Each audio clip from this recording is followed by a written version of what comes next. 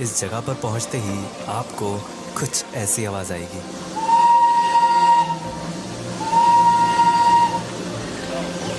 और क्या पता ये ट्रेन आपके साथ साथ ही चलने लगे।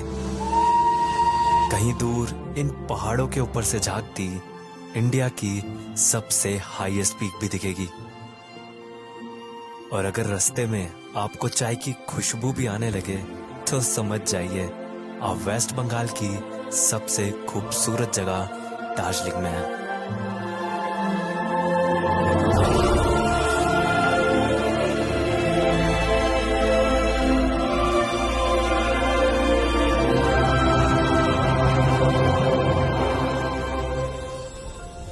6,700 फीट की हाइट पर लोकेटेड दार्जिलिंग ईस्टर्न हिमालय के खूबसूरत पहाड़ों में बसा हुआ है। और इसकी खास बात यह है कि यहाँ